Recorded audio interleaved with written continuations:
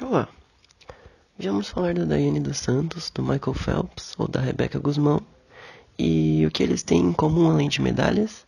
A fama de trapaceiros.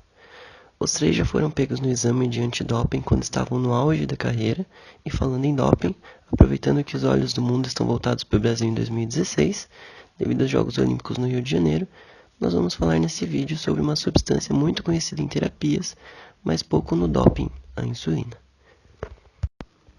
A insulina é um hormônio hipoglicemiante produzido pelo pâncreas que tem a função de permitir a entrada de glicose nas células musculares e esqueléticas principalmente. A insulina é muito utilizada principalmente por diabéticos no auxílio do controle de glicemia. Quando a glicemia estiver alta, a insulina é injetada e realiza sua função fisiológica como hipoglicemiante. O indivíduo diabético ele tem problemas na hora de controlar a glicemia, pois ele não produz ou produz em pouca quantidade o hormônio que é a insulina. Bom, vou explicar um pouquinho o que acontece com o mecanismo de ação da insulina para a gente poder entender um pouco do doping da insulina. Primeiramente, a insulina ela se liga num receptor de insulina chamado tirosina sinase, localizado na superfície da membrana plasmática de células-alvo, e essa insulina, quando ela se liga no receptor, ela sofre autofosforilação em múltiplos resíduos de tirosina, o que resulta na ativação da sinase do receptor, e com isso essa fosforilação ela dá origem a uma família de substratos de receptor da insulina, chamadas de proteínas IRS e proteínas SHC, que são proteínas adaptadoras de sinalização.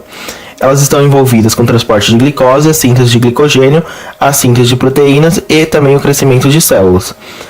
De forma similar a outros fatores de crescimento, a insulina utiliza a fosforilação e interações proteína-proteína como ferramentas essenciais para produzir e transmitir o sinal.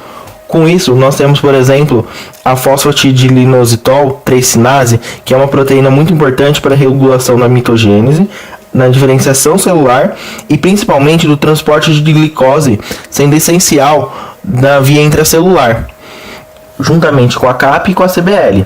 Com isso, essas interações proteína-proteína, elas são fundamentais para a gente transmitir o sinal do receptor em direção ao efeito celular final, que é quando a gente recebe a glicose. Com isso ocorre a translocação das vesículas, que são a GLUT4, transportadoras de glicose, que elas vão do pool intracelular em direção à membrana plasmática, e com isso é ativado a síntese de glicogênio e também de proteínas e transcrição de genes específicos. É assim, basicamente, que a insulina atua dentro de uma célula. Bom, mas o que a insulina teria a ver com doping, afinal? A Agência Mundial Antidoping classifica a insulina nas substâncias do tipo 5, classe dos hormônios peptídicos, como a eritropoietina, o hormônio do crescimento, fator de crescimento insulina simile, a corticotrofina, entre outras substâncias. Também são proibidos seus análogos, miméticos e fatores liberadores. No que diz respeito à insulina, todas essas substâncias também são proibidas, incluindo os medicamentos que as contenham.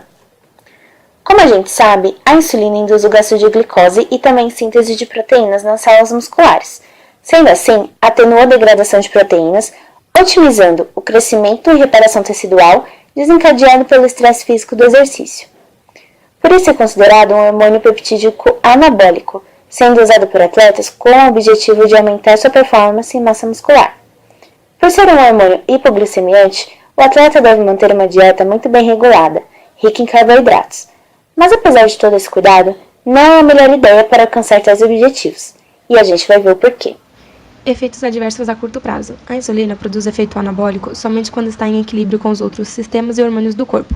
O abuso desse hormônio por atletas como agente de melhoria de desempenho pode resultar em hipoglicemia, sendo os sintomas desse choque sudorese, sensação pegajosa, palidez, fome, ansiedade, tremores, taquicardia, desmaios, fraqueza, irritabilidade, mudança na personalidade ou estado de espírito e perda de consciência. Uma pessoa com estes sintomas precisa de atenção médica imediata. As reações alérgicas, a área em que o hormônio é injetado torna-se vermelho e com coceira. As seringas e canetas usadas para injetar insulina nunca devem ser compartilhadas com outras pessoas, para evitar a infecção. Em alguns casos tem edema, podendo ocorrer em alguma parte ou no corpo todo, devido à retenção excessiva de água. Esse excesso de insulina elimina quase todo o açúcar do sangue, desligando o cérebro e o sistema nervoso central. Isso causa perda de consciência, provocando coma ou a morte súbita. E os efeitos adversos a longo prazo? A insulina como agente dopante pode provocar um diabetes prematuro, devido à inibição da síntese endógena do próprio corpo de insulina e dessensibilização de receptores, dano em órgãos e pode causar um aumento de peso por acúmulo de gordura se não houver uma dieta específica de carboidratos. A técnica inadequada da aplicação de insulina pode levar à lipohipertrofia, que é um acúmulo anormal de gordura sobre a superfície da pele, comumente observada em pessoas que recebem múltiplas injeções diárias de insulina no local onde as aplicações ocorrem com maior frequência. A ilegalidade não está somente no ato de dopagem. Como se não bastasse fazer uso de substâncias ilícitas, a tentativa de enganar os agentes antidoping é uma prática frequente no esporte. Um dos métodos empregados é a injeção de urina de outro atleta na própria bexiga. Assim, ao coletar a amostra para o exame, o material analisado estará limpo. Mas também há quem prefira não se arriscar com o material biológico alheio e invista em outras técnicas. É o caso da bexiga artificial, onde urina limpa é coletada numa bolsa e o atleta dopado a coloca entre as nádegas, passando o catéter por baixo dos órgãos genitais. E então, ao coletar a amostra, basta comprimir a bolsa com os glúteos, a fim de transportá-la até a região frontal do corpo. Nos eventos esportivos, não encontramos apenas atletas que trabalham sozinhos no doping, mas uma nação inteira. A Rússia burlou os exames antidoping da maioria dos atletas da sua delegação. A urina dos atletas era coletada quando eles estavam limpos.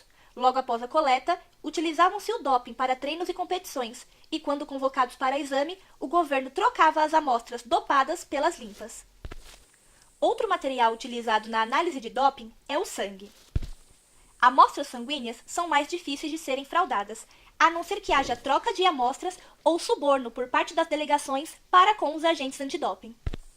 Contudo, as técnicas de burlar o doping parecem eficazes ou incapazes de serem descobertas, se não fosse pelo fato das técnicas de análise laboratorial avançarem cada vez mais e existir os métodos de comprovação.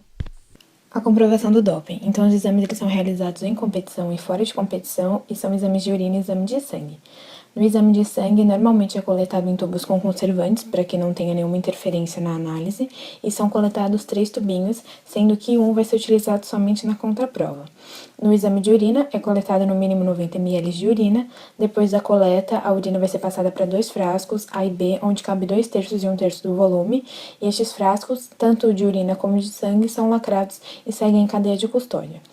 Como a insulina ela é uma substância produzida pelo nosso organismo, é muito difícil detectar a presença dela na urina. Então, os cientistas alemães estão fazendo testes para conseguir detectar produtos de degradação da insulina na urina dos atletas. Aqui tem uma fotinho dos frascos de urina. O atleta coleta a urina neste potinho de tampa amarela e depois passa para esses 2 frascos de vidro. E normalmente ela é carregada ou nessas caixinhas de isopor ou em caixas de papelão. E aqui são os tubinhos de coleta de sangue que depois vão nesses frascos de vidro e também seguem em cadeia de custódia. Aqui estão os 2 kits que são utilizados. Na fase de testes e a comprovação do doping, então quando as amostras chegam ao laboratório, é medida o pH e a densidade de todas. Depois elas são separadas em pequenas porções e cada porção vai passar por um processo específico. Não se sabe muitos testes, mas sabe-se que técnicas de cromatografia gasosa e espectrometria de massa são realizadas. Se o doping for comprovado, o atleta ele tem direito a pedir a contraprova, e se essa contraprova também der positivo, o atleta vai ser punido. E se o atleta é diabético? Se ele tiver o diabetes tipo 2, ele pode utilizar hipoglicemiantes, pois estes não são considerados doping. Por exemplo, a metformina e também tem a carbose, que são substâncias que podem ser utilizadas, elas não são proibidas. E o atleta que tem diabetes tipo 1, ele vai passar por uma bateria de exames e ele vai tentar tratamento com outros medicamentos que não são proibidos. Se não surtir efeito, ele precisa solicitar uma AUT, que é uma autorização de utilização terapêutica, para começar o tratamento com a insulina. Só que tem um adendo. Essa substância, no caso da insulina, ela não pode adicionar qualquer melhoria ao desempenho do atleta. Se for provado que tem melhorias, ele não pode utilizar essa substância. E aqui tem mais ou menos como é o formulário que o atleta tem que preencher para pedir essa AUT. E para mais informações sobre qualquer substância ou medicamentos, é só acessar o consultealista.abcd.gov.br e lá você tem acesso a todas as informações de medicamentos proibidos ou não. Então é isso, pessoal. Obrigado por assistir e fiquem agora com as nossas referências, se vocês quiserem pesquisar um pouquinho mais, e a gente vai postar também as referências aqui na descrição do vídeo, para ficar mais fácil de vocês acessarem. Um abraço, tchau, tchau.